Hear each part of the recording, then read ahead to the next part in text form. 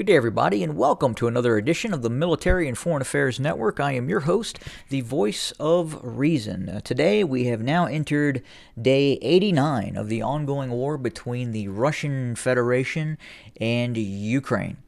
And first and foremost, we're going to start off with a discussion about who's winning the propaganda war, and I would say most definitely, at least within the confines of the West, the Ukrainians are prosecuting a fantastic propaganda war about the ongoing conflict. If you watch any form of mainstream media news in the West, obviously going into the conflict, the Ukrainians were only supposed to last 2 to 3 days before Kiev was seized. And now, as you listen to Western news media, you would believe by that information that the Russians are being wholesale slaughtered in the ongoing conflict. Now, that's not to say they are not taking a significant amount of casualties in this ongoing conflict, but at the same time, the Ukrainians have done a really fantastic job in underreporting the concept that the actual Ukrainian forces are taking casualties in the ongoing conflict. And obviously, the Ukrainian military is suffering significant casualties in the ongoing conflict, and out of necessity to keep morale high in the cities throughout Ukraine, it's of vital importance that Ukraine win that part of the propaganda war and try and show that the Russians are taking significantly more casualties than the Ukrainian fighting forces. Now, with that being said, we've seen some recent incidents, and the first one that we're now hearing about is in Desna. Located roughly in this area. This town settlement is, for all intents and purposes, a very, very large Ukrainian military training camp at this point, and it has been hit a number of times by Russian cruise missiles. And roughly a week ago, there was a reported cruise missile strike on a target in this town or settlement, or this large training facility. As you can kind of zoom in and kind of clearly see what we're seeing here. And initial reports had indicated that roughly about a dozen Ukrainian servicemen or individuals were either killed or wounded in said strike. Now, additional information is coming out, and that estimate has now been revised, indicating that upwards to 100 Ukrainian servicemen were killed in that Russian cruise missile strike.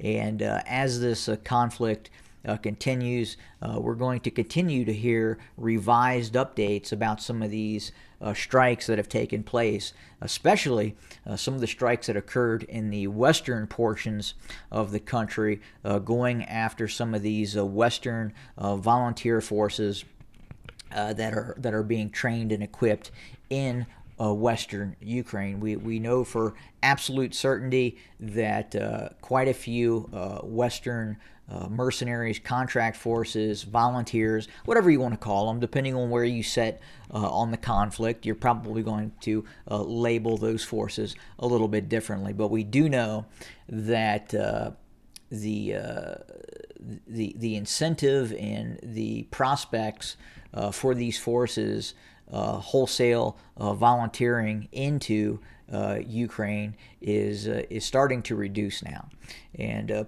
part of that is word is starting to circulate that indeed this is a conflict unlike anything that has been seen in near history. And if you do volunteer, if you do go and if you're a Western volunteer, whether from the United States, the United Kingdom, France, wherever, Poland, there is a very, very good chance that the facility that you're either being billeted at or staying at could get targeted and attacked by long-range Russian strikes. And then once you finally do get to the front line, it's very apparent from some of these anecdotal reports coming out of these foreign volunteers that they are facing a very high intensity conflict that some of them did not anticipate they would be engaged in, and quite frankly, part of that is in part because of some of the reporting and propaganda information that is coming out on the part of the Ukrainian state that would lead one to believe that again they are basically destroying the Russian army in zone in the in various areas of the Ukraine, and that is then encouraging some of these foreign fighters to then volunteer with a certain element of esprit de corps. And unfortunately for those folks, when they actually get on the ground, they then see that the situation is a bit different than what is actually being reported. And again, it is a violent, high-intensity conflict in which there is a high degree of probability, whether you're on the Russian side or the Ukrainian side, you could be killed or wounded in this war. Now, in terms of the ongoing fighting, not a lot of changes. Right now, the Russians continue to try and advance on both in the direction of Popashnaya, both to the north and west. And we do know now that the Russians are very close to cutting off one of the two main arterial routes into Lysychansk and Severodonetsk. And that's this highway right here, and then obviously to the northwest there is another highway that is currently under threat of Russian long-range artillery fire and tactical air assets in terms of getting into Lysychansk and the continued interdiction operations by Russian forces. But right now the Russians continue to pressure in this area, and then obviously we did hear about another assault taking place on Severodonetsk. Apparently the Russian forces met very stiff Ukrainian resistance and were forced to fall back in that assault, in that renewed assault on Severodonetsk. Obviously, I talked about in previous episodes in which we're starting to see Ukrainian forces fall back on the western side, the southwestern side of the Donetsk River, and are reforming some of their lines around Lysychansk and areas to both the north and south of there in hopes of stymieing the ongoing Russian offensive. The Russians continue to have challenges crossing the Donetsk River, kind of from the north west of Severodonetsk and Lysychansk. One of the two main efforts obviously is near Popasna, and then to further to the north in various areas to the east of Lyman. That effort continues to come up against very stiff Ukrainian resistance, and the Russians have had some difficulty in crossing and establishing these bridgeheads across the Donetsk River and creating that pincer movement that would fully encircle both Lysychansk and Severodonetsk. And right now the Russians are trying to push that main line of advance within the confines of Popasna to the northeast and northwest at this point in time, because they're having such difficulty in establishing the bridgehead on the other side of that the pincer.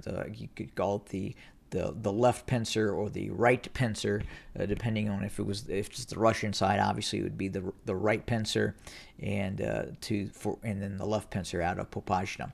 But that's kind of what continues to occur in this ongoing fight. We do anticipate that the Russians will eventually have success given the amount of firepower and personnel they have accumulated in this area and continue to pound Ukrainian forces as this pocket continues to get tighter and tighter day by day.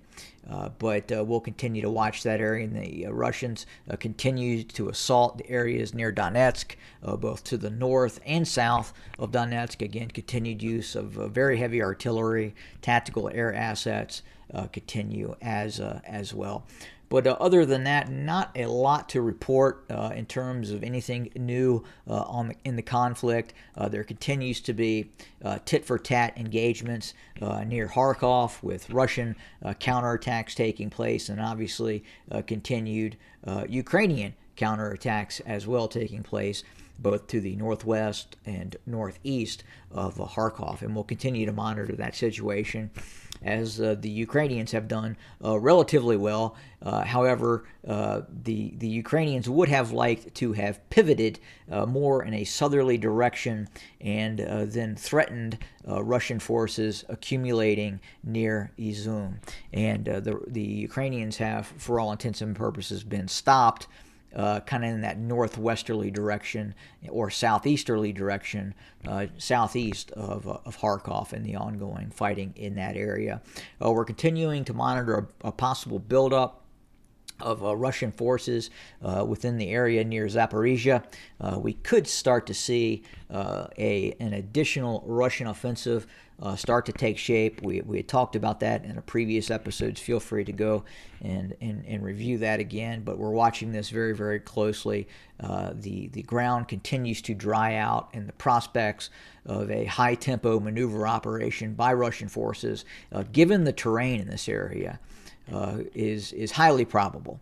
And again, we believe that the Russians will attempt to maneuver on the eastern bank of the Dnieper River in an effort to drive up and north along the eastern bank of the Dnieper to try and draw Ukrainian forces, especially that are continuing to hunker down and fight in the eastern Donbass area.